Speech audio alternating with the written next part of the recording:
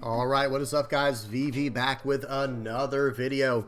And in today's video, guys, we're going to be looking at a black and green Perona deck from OP-06. So this is over in the East. Excuse me. But this list that we're going to be looking at today got first place at a 1,000 player, Bandai hosted tournament, a major, a major tournament over there in the East. And for first place, I believe it beat a blue and black Sakazuki deck, if I can find it. Oh, here it is. Yep, sorry, guys. It's one of these. Here it is. Second place was a Sakazuki deck, and another top four that went 10-1 was Sakazuki as well in this tournament, this major tournament, 1,000-player tournament. So, but today, we're not going to look at the Sakazuki. Today, we're going to be looking at the Perona list. So, real quick, let me read what this leader does, and then we'll talk about the deck. This is a 4-life, 5,000 power leader. Activate main. Okay, activate main. You get to choose one of these effects once per turn, of course. Activate main. Rest up to one of your opponent's characters with a cost of 4 or less. That's pretty good, guys. That effect is insane. Now, the second one is not as insane, but it does have decent utility, right? Up to one of your opponent's characters gets -1 cost during this turn. So you get to choose. Do you want to reduce someone's cost by 1? I really think that should have been by 2, but I don't know. Maybe that have made it too strong. But long story short, I think the top effect is the strongest one. Rest up to one of your opponent's characters with a cost of 4 or less. That is 4 cost Kuzans, 4 cost Borsalinos, all of the yellow cards, like all of the yellow character cards. So this allows you, if you can develop a board state, this is going to allow you to attack into their life. Then if they get a trigger, and if you have another character on the board, you will be able to tap down that character and attack into it, because most of the life trigger characters are 4 cost and under. There are some 5 cost cards as well, like Satori. Excuse me. But generally speaking, most of them are 4 cost. So that is very, very strong. Okay, so now let's go ahead and take a look at the list. So as you can see, this is primarily a Navy list, but it does have some other little jewels in here we're going to talk about. So let me read through the list real quick, and then we'll dissect it and analyze it and go into further detail. 4 Borsalinos, 2 Kuzans, 2 Tashigis, 4 Surus, 4 Virgo. This is a 2K Navy, by the way, counter, a 2K counter Navy card. 4 Branu, 4 Sabo, 4 Gecko Moria. We're definitely going to talk about that. 4 X-Drake, 4 Doflamingo, the 10 cost Doflamingo. 4 of the Rosinante, 4 Baby 5, 4 Ryuma, and 2 whoever wins this war becomes justice, right? I think this quote is based on whoever wins, the winner writes the history books, is I think kind of what they're going for with this quote. I could be wrong. Y'all correct me in the comment section below if I'm wrong on that. Anyway, so long story short, guys, we have a lot of searcher power in this deck. We have 4 Brandus. This is top 3 Navy search. And then we run 4 Baby 5s, or they're running 4 Baby 5s. This is a top 5 Don Quixote Pirates search. Okay? So Don Quixote Pirates is Ryuma. Excuse me, no it's not. It's this one. Whoever wins this war becomes justice. It's Doflamingo. It's Rosinante. It's Virgo. Virgo is Navy Don Quixote Pirates. And I think that's it. That might be all of them. X-Drake is Drake, yeah. So either way, and by the way, Baby 5 can search herself up, because she, a lot of the green searchers, they cost to search. Like, you have to play them and then pay something to use their search, generally speaking. So a lot of times they can even search up themselves. So let's see. So you got 4 Baby 5, 2 of these, that's 6, plus 4 is 10, plus 4, 14, plus 4, 18. So it looks like it's just under 20 for the Baby 5 search. 18's not unbearable. I would say 15's where you're getting really low, even for a top 5 search. But for a Navy search, we're looking at 4, 6, 8, 12, 16. He can't search himself. 20. And yeah, so 20. So you've got a 20-card Navy search and about a 16-card Doflamingo search. And then we have kind of the boss of this deck. Well, Gecko Moria and Don Quixote Doflamingo. You see what this deck is doing. I think they're starting to figure out Perona and just how powerful that activate main, rest up to one of your opponent's characters with a cost of 4 or less is. That is insanely strong, guys, because think of this for a second with X-Drake. So one of the crappy parts about running X-Drake is, oh, you can only KO rested characters that cost 4 or less. Well, good news. This deck can just rest it, right? Whatever the characters you want to KO that cost 4 or less, it's almost like it doesn't have the stipulation that X-Drake has to work around. This is just a 5 cost 6k with a 1k counter that KOs a 4 or less in this deck. Okay, and it is Navy searchable. We do have brand new. You have Sabo, which is just a nice way to draw 2 trash 2 and give your characters protection. And also, of course, you know, is a blocker. This card, this is coming out in OP-0. This is already out in OP-05. This is Rosinante. This is a 2 cost 1k counter, 1k blocker. But he has opponent's turn. If one of your other rested characters would be KO'd, you may trash this character instead. So it doesn't matter if you rest this character. Like if they rest this character, if I swing with, let's just say I swing with my, you know, I don't know, Kuzan or Borsellino, whatever. So he's sideways, right? He's rested. I can protect him from anything with this card other than bottom deck effects and bounce effects. That's different. Any type of KO effect. And notice what it says. If one of your other rested characters would be KO'd. Okay, so that means for an effect or battle. So, and again, someone correct me if I'm wrong or if the translation's shoddy. Sometimes that happens, but I'm pretty sure that's how that works. And he's just a blocker, so, you know, he can just block, period. Don Quixote do Flamingo is like your big boss monster in this, your big boss character in this deck, where 10 cost 10k is already good enough. But then on play, lock down 3 characters. And remember what your leader effect is doing. You're going, yep, lock him down, or excuse me, rest that character, and now I'll play my Doflamingo. So if they thought, like, okay, I'll play out a Borsellino. This is a solid play nowadays, right? A lot of black decks are running this card, if not all of them. You know, you'll see it in black-green, black-blue, black-yellow, you name it. If there's any other decks people are running for black, this card will probably be in it.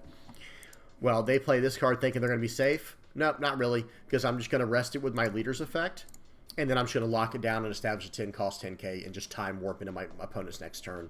Just incredible. Just awesome stuff here. Gecko Moria is definitely a lot of steam for this deck, because the 4 cost cards that it can get back are cards like Ryuma. By the way, this is another... I should have mentioned this first, and let me just mention it now, guys. This is a 4 cost 6k. On play and on KO up to one of your opponent's rested characters with a cost of 4 or less. So just like what I said with X-Drake, this leader can just rest down the card that it needs to KO. So now your X-Drakes and your Ryumas are just straight gas in this deck. They're straight gas. And when it comes to Gecko Moria, you can snag this card back from the trash with Gecko Moria's effect. Let me read this in case people don't know. On play, choose up to 1 cost 4 or less and up to 1 cost 2 or less character card from your trash. Play one of them, then play the remaining rested. So one's coming in active, the other's rested. You get to pick. Okay. So long story short, it doesn't check color. Do you notice that? There is no color restriction. There is no type restriction. So it just has to be a 4 cost or less and a 2 cost or less. And then you get to choose which one is active and rested. So you're going to be able to snag back your brand news for the 2 cost slot. Suru if you need to get a -2 on someone, because, and by the way, that is actually relevant, because with your Ryuma, okay, as the active player who does this, you get to choose which on play effect happens first if they activate simultaneously. So in other words, you will be able to use this effect first to -2 to a character, as long as they're rested, right? With this effect, they do have to be rested. But still, let's just say they have a rested character that costs 6. Okay, well, -2, and then I'll use this effect, right? And on top of that, actually, you know, if it's a rested character that's a 7, you can actually -1 first with this, up to one of your opponent's characters getting -1, instead of using the tap effect. And then -2 by playing out the Gecko Moria, getting the Suru in first, and then smacking them with a Ryuma. A lot of options, a lot of utility, just incredible functionality there. And then, like I said, you can snag back a brand new. I mean, if you needed to, you could even, like, say you just have to refill your hand. This is just an option, guys. I'm not saying it's a good play.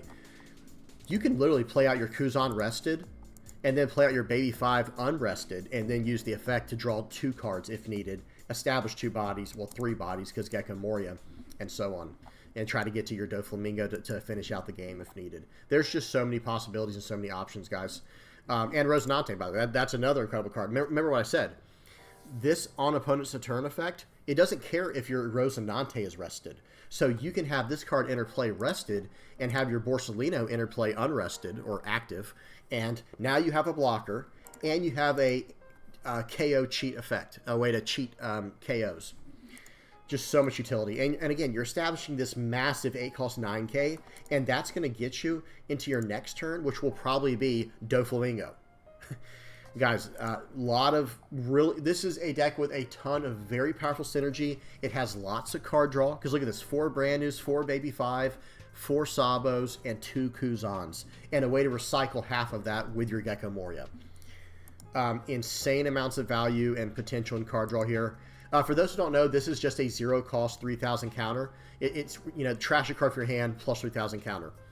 Well, early on, think about it. You're going to be getting your 4 costs back. So early on, that's turning on Ryuma, right? Like, that's turning your Ryuma into a 1K counter pretty much, and it's like a 2K counter, so you can get past the 7K attacks. You're going to fuel your trash for later when you smack them with Gecko Moria, right? Just absolutely awesome. Just incredible. 4 Surus, 2 Toshigis. This all makes sense to me. The reason they're not running One-Legged Toy Soldier is because you can't search it up with brand new. But who knows? You know, guys, maybe there's a version of the deck that actually goes like brand new and Dressrosa instead of, or excuse me, Navy and Dressrosa rather than Navy and Don Quixote Pirates. Or maybe it should be Don Quixote Pirates and Dressrosa. You know, like, you know, there's a lot of different options there. But clearly this deck works. Clearly it did everything it needed to. And I'll tell you what, this guy countered the meta perfectly because it looks like he had an idea that Sakazuki would be very well represented. And think about this, guys. I guess we are going to look at this list real quick, guys. Look at Sakazuki's deck list real quick. Like, oh, look. Everything cost 4 or less except a 2K counter, which they're not going to be playing this card, guys. Let's just be real. You know, realistically, they don't play this card, but maybe they do against Perona. Maybe that is an option. I don't know. And then Gecko Moria, obviously this card, that's different. But this is something you don't have to deal with until much later in the game. But look at this. Every other target, their Rebecca, their Borsalino, their Rob Lucci, all of these cards, they can just take out. They can just take them out of the game by resting them. It's just so easy for them. Hina as well, obviously, Brando, whatever. Just awesome way to read the field. And then this was the other blue-black Sakazuki deck they have listed on this website, which is, again, I mean, this one does run the Borsalino still, and it does run one Sabo. But everything else, again, Borsalino, Kuzan, Rebecca, Rob Lucci, half the deck that you have to worry about, it can just rest with the leader and start generating value by attacking into it. It doesn't allow them to build a board. And then on top of that, like we talked about, it's establishing a board by just... Because remember, that doesn't cost them any Dawn, guys. This doesn't cost them any Dawn to do this effect. It's just activate main, choose one. Just awesome, guys. Just absolutely awesome and very, very powerful. That rest up to one opponent's character with a cost 4 less is just so incredible. I mean, especially the way that this deck is built. I look at this and I have to think power creep to some extent, and I'm not complaining. I'm just saying, like, I have to think of some kind of power creep because think of where we were back in ST-06. And yeah, this was like 6 months, 8 months ago. I don't, it's been a long time. But think about how we were back then. Okay, think about Sakazuki. Mono black Navy Sakazuki from ST-06. That card said it had one effect of KO a 0 character, a 0 cost character, by trashing a card from your hand. This is just for free, no Dawn investment. And by the way, that cost 3 Dawn. The Sakazuki effect was pay 3, KO a 0 cost character, and trash a card from your hand. This effect costs absolutely nothing, and it rests a 4 or less. So that's actually better, by the way. In a lot of ways, that's actually better than KOing, because this allows you to tap down Fukuro. This allows you to tap down Borsalino and just go right past them. Because as the game's going on, I feel like KOing characters is becoming less and less relevant because it's just not as strong as bottom decking or resting the character. You know, like KOing is just not as relevant in my personal opinion anymore. Not that it's bad, but hey, this deck has that too, right? Like as a consolation prize, it's like, okay, for the characters you can KO, here's an X-Drake. And oh, here's Ryuma. You can do it on play and on KO. So, really cool stuff here, guys. Really awesome. Y'all tell me what y'all think in the comment section below. I think that's about it. If I missed anything, please, you know, tell me down there. What do y'all think about this deck? I will say, guys, I was very skeptical because I told y'all how I felt about, you know, 4-life leaders. But as we see more and more power creep enter the game, like what we saw with Blue-Black Sakazuki, where the leader is just insane, you know, and the package around. Of course, it's always multiple things. It's never just one thing. You know, being able to generate card advantage, these insanely powerful leader effects. Yeah, this is making it where 4-life leaders can compete now. Because, like I said, guys, with Suru, with Tashigi, with Kuzan, and this leader effect, you can just tap down anything in the game, right? You can just tap down anything relevant. I mean, other than maybe a 10 cost. The one thing you won't be able to tap down consistently or conveniently. I mean, you can still technically do it, you know, if you have a Kuzan on the board. The only thing you're not going to really be able to tap down is like a 10 cost. Like, I don't even think, like, an 8 cost would be easy if you have a Kuzan. A 6 cost is super easy if you just have a Suru or Tashigi in hand. But everything else is just, you know, it's not as practical. But again, you're fighting fire with this incredible 8 cost of your own and this incredible 10 cost of your own. So, we're starting to see it, guys. We are starting to see the 4-life leaders with, we're starting to see them, you know, actually show up. Guys, they're actually starting to be able to compete in the meta.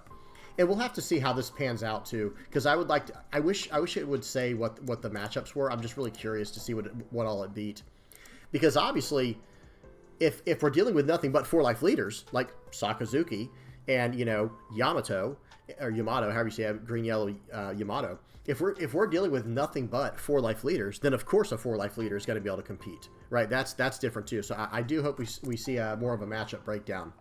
But yeah, I think we're definitely starting to see a little bit of power creeps slip in. But that, you know, it is what it is, guys. That's just something we're going to have to deal with and learn to adapt to. So, all right, that's it, guys. Y'all tell me what y'all think in the comment section below. Please don't forget to like and subscribe if you have not already. I appreciate you guys as usual. And until next time, guys, peace.